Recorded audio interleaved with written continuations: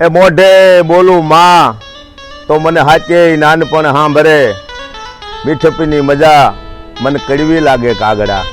આ એક અમરેલી જિલ્લાના રાજુલા તાલુકાના મજેદર ગામના કવિ એવા કાગબાપુએ કીધું કે માં અને દીકરીઓ, માં અને દીકરાનો પ્રેમ અદ્ભુત બતાવ્યો.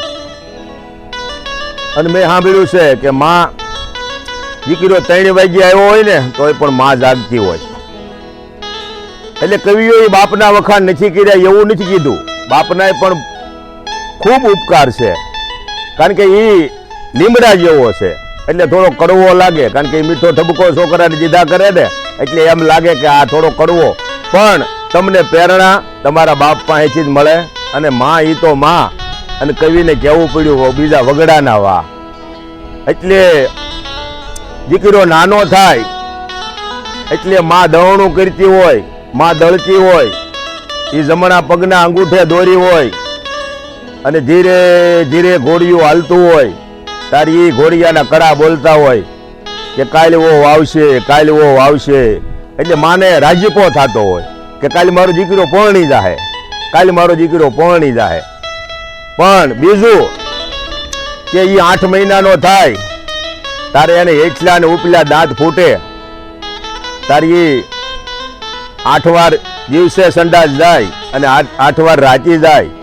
દિહાળે તો કોક ધોવરાવે, પણ એ બરોબર પોહ મહિનાની ટાઈટ હોય, 2:30 વાગ્યાનો સમય હોય, એક પણ પંખી જાગતું ન હોય.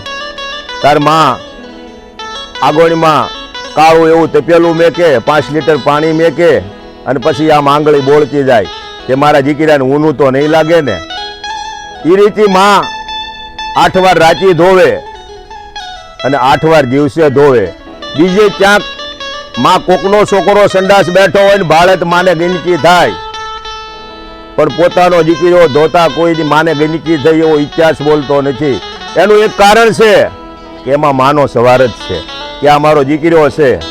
અને એ રીતે માં ગમે એવો ટાઈમ હોય, કદાચ 11, સાડા 11 નો સમય હોય અને જો કોઈનો વરઘોડો સડ્યો હોય અને એ ઝાલરિયું ગીત ગાચ્યું હોય અને માં આમાં મામા રહોડામાં રોટલી ઘડતી હોય ને 30-32 વર્ષનો દીકરો જો એનો બાકી હોય, ત્રીજી સોધા રાહુડે માં રોતી હોય, અને એ જે એનો મોલો હોય કે એના મકાન હોય કે એનું જે ભગવાને આપેલું હોય એની બારી બંધ કરી દે. કારણ કે એ માં વરઘોડો ન જોઈએ કે એ કાળિયા ઠાકરને એક પ્રાર્થના કરતી હોય કે એ કાળિયા ઠાકર આ મારો દીકરો છે એના પીળા હાથ તું કાર્ય કરાવીશ. એટલે માં નો ધારે રોવે અને બાપ કારે રોવે નહીં. ગમે એવી તકલીફ પડી હોય તોય પણ બાપ કારે રોવે નહીં. એટલે કવિઓને કહેવું પડ્યું કે માં એ તો માં અને બીજા વગડાના વા. કારણ કે જ્યારે નાની ઉંમર હોય અને ઘરવાળો સોધામ વૈયા ગયા હોય અને માએ એક જ દીકરો મોટો કર્યો હોય અને એ દીકરાનું મામેરું ભરાતું હોય, તારે 5 બાજુ પીરમાંથી આવી હોય મામેરા લઈ, 5 બાજુ કુટુંબમાં બેઠી હોય, તારી માને કહેવું પડે કે માં તારે કે હું વાલા કે હવે તું સાની રહી જા. કારણ કે એ સાની નો રહે એ માં, કારણ કે એની એક જ દીકરા ઉપર આખી જિંદગી પૂરી કરી દીધી હોય. શું કરવા કે એનું એટલું વાત્સલ્ય ઉભરાઈ ગયું હોય કે મારો દીકરો કાલે મોટો થાય, કાલે મારા દીકરાને હું પરણાવીશ અને હું પહટાવી અને મારો દીકરો માનો એમાં એક સ્વાર્થ હોય કે મારો દીકરો મારું ઘટપણ પાળશે. પણ માને ખબર નથી કે તને નિરાશ નથી થવાની, કારણ કે તો ની નીકળી જવાનો છે, નકરી રાત થઈ જવાની હે કે નહીં, ની નીકળી જવાનો.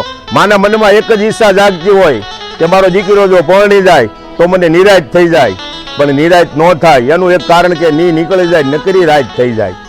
એનું કારણ કે સમય જાય અને પછી દીકરો કબાટના અરીસામાં માથું ઓળતો ઓળતો કે બાબો વહુ હામું ટક ન કરતા, તારે માને માલપા એવું લાગે કે મને કોઈ કે 11 લાયનનો શોટ આપ્યો હોય એટલું દુઃખ લાગી જાય માને.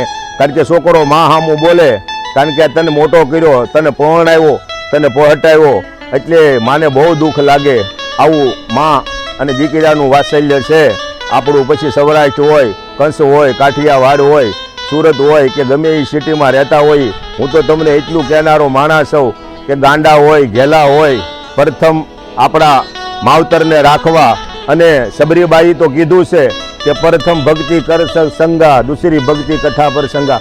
બાયુને બધે જાઓ, કથામાં જાઓ, હરિદ્વાર જાઓ, ગમે ત્યાં દ્વારિકા જાઓ, રામાપીરના રણુજામાં, રાજસ્થાન જાઓ, પણ પહેલાં તમે ઉમરાવાળી રાજી કરો તો મારો બાપલ્યો ડુંગરાવાળી રાજી થાય.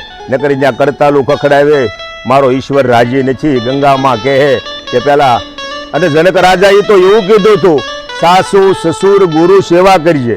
આપણે અત્યારે દીકરીને વળાવીએ છીએ તો ખાલી એટલું જ કહીએ છીએ કે સાસુ સસુરની સેવા કરીએ. જનક રાજાએ તો એવું કીધું હતું કે વૈદેહી સાસુ સસુર ગુરુ સેવા કરીએ. તારા વશિષ્ઠા બાપજીની સેવા કરીએ વૈદેહી, કે ભલે બાપા હું એની સેવા કરીશ, પણ આપણે આપણા સંતાનોને એવા સંસ્કારો આપો કે એ એના માવતર હોય, એના સાસુ હોય, એના સસરા હોય, સાસરિયામાં થોડું ઘણું.